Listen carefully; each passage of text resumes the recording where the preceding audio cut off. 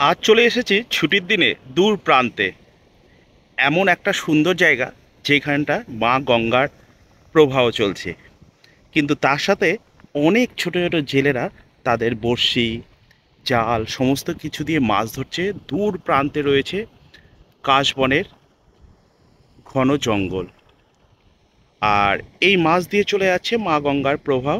ওই পাশে রয়েছে কাশবন, যেটা চর পড়ে গেছে।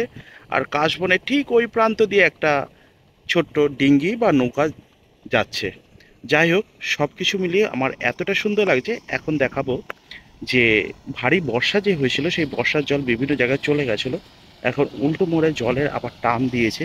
সেই জায়গাটায় বহুত মানুষ বিভিন্ন রকমভাবে মাছ ধরার প্রক্রিয়া শুরু করেছে। তো তারই কিছুটা নিদর্শন দেখুন।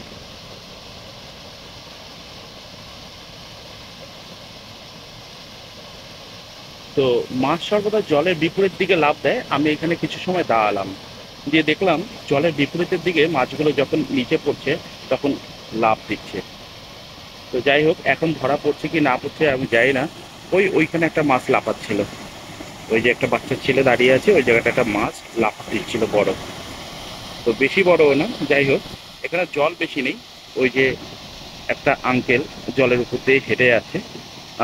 আর এইদিকেও অল্প, একদম অল্প সমান জলে প্রচুর জেলেরা মাছ ধরে যাচ্ছে। এখান দিয়ে জলগুলো বয়ে এদিকে আসছে। তো যাই হোক, এইরকম পরিবেশ, এরকম প্রাকৃতিক দৃশ্য দেখতে কিন্তু সবারই খুব ভালো লাগে। এইখানটা একটা মাছ দেখলাম লাফ দিচ্ছে। খোলা জল, মোবাইলে আসবে নাকি আমি জানি না, তবে লাফ দিলে আরেকবার অবশ্যই দেখা যাবে।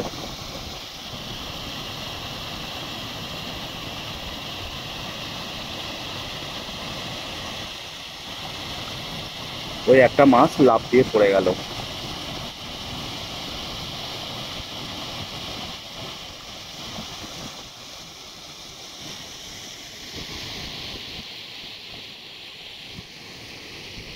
আর ওই যে আমার দূরে আজকে ছুটির দিনে গিন্নিকে নিয়ে বেড়াতে এসেছি। তো মা গঙ্গার পাড় বেয়ে বেয়ে বেয়ে লং একটা ডিস্টেন্সে এসে পড়েছি। সেই ডিস্টেন্সে এসে দেখি এত সুন্দর দৃশ্য। আর ওখানটায় অনেক পাটকাঠি আবার আগুন ধরিয়ে দিয়েছে, এর জন্য কেন। আর দূর প্রান্তে একটা জিনিস দেখা যাচ্ছে, সেটা হচ্ছে প্রচুর বক বসে আছে। আর যেখানে মাছ থাকে সেখানে তো বক বসবে। আমি জুম করে দেখানোর চেষ্টা করব, but I don't know, zoom ফেটে যাবে মনে হয়।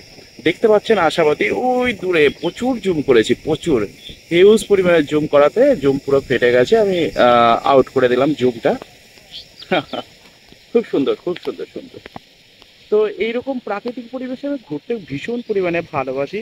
এই ধরনের উপস্থাপনাগুলো যদি আপনাদের মন কেড়ে নেয় তাহলে অবশ্যই আমাকে একটু কমেন্ট বক্সে জানাবেন, যাতে আপনাদের জন্য এইরকম উপস্থাপনা আমি আবারও তুলে ধরতে পারি আমার এই উপস্থাপনার মধ্যে দিয়ে। আর একবার সবাই মিলে অবশ্যই বলবেন, জয় মা গঙ্গা।